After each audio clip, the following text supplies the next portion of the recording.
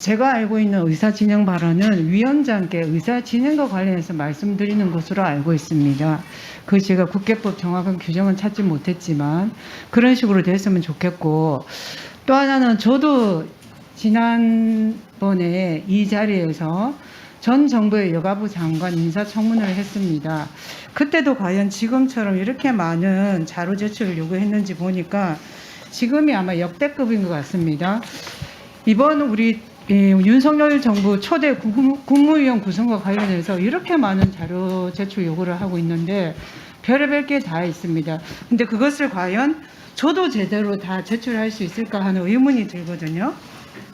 지금 보니까 19년도에 이정옥 전 장관 때는 839건이었고 20년도에 정영애 전 장관은 677건이었는데 이번 김현수 후보자에 대해서는 1430건입니다.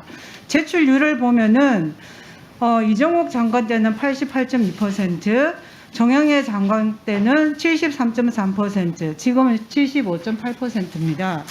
그리고 또 이 요구하는 내용들을 전부 다 이게 장관 후보자가 답할 수 있을 것인지 저는 이런 부분을 위원장님이 설명하실 수 있으실지 한번 제가 여쭤보겠습니다.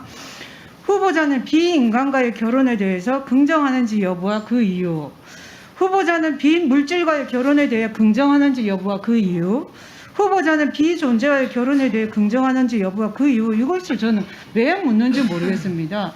저는 이런 거 다 저가 후보자라면 당연히 부정하죠. 어떻게 인간이 비인간, 비물질, 비존재, 이걸 과연 여성가족부 장관에게 질의하는 게 실질적으로 인사청문회법이 정하는 후보자의 자질, 도덕성, 국정수행 능력을 검증하기 위함인지 왜인지 제가 사실 모르겠습니다. 또 상당한 부분이 많습니다. 헌법에 대한 전반적인 불복종뿐만 아니라 헌법에 같이 이런 걸 다 질의하는데 이것을 저도 법을 공부한 사람인데 이런 것을 제대로 여기에서 답하기 위한 그런 인사청문인지, 아까도 제가 말씀드렸지만 후보자의 도덕성, 자질 이런 능력을 검증하는 자리인지 거기에서 좀 우리가 국한에서 인사청문 절차가 이루어지기 바랍니다. 그리고 오늘 인사청문회를 개의한 이유도 그런 것을 검증하는 자리이기 때문에 그 시간에 과연 여성가족부 장관이 그 역할을 할 수 있는지 그런 정책을 검증하는 시간이 되면 좋겠다는 바람이고, 또 하나는 제가 말씀드리고 싶은 게 위원장님께 윤석열 정부가 여성가족부 폐지 공약으로 냈습니다.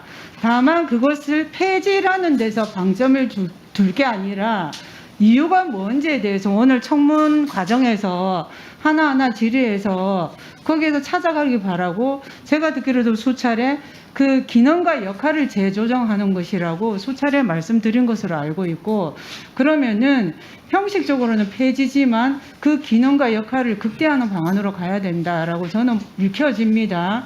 물론 폐지라고 말하고 부연 설명이 없는 데 대해서는 국민에 대해서 더 설명할 의무가 있는데 그건 저는 잘못이라고 생각합니다. 그래서 그 부분 가지고 의사진행 발언에서 계속 말씀드리는 것은 조금 고려해야 되지 않겠나. 청문 과정에서 그냥 계속 해주시면 좋겠다 싶고, 또 하나는 현재 정부조직법상 여성가족부가 있고 여성가족부 장관이 있습니다. 그렇기 때문에 현 대통령 당선인 시절에서는 여성가족부 장관을 지명할 수밖에 없죠. 그다음 거기에서 정부 조직을 어떻게 개편할지는 국회가 또 해야 될 일이기도 합니다. 그 과정에서 이 기능과 역할을 극대화한 방안으로 어떻게 할지 국민들의 의견을 듣고 국회의 의견을 듣고 그 과정에서 해나가겠다고 말씀을 드렸습니다.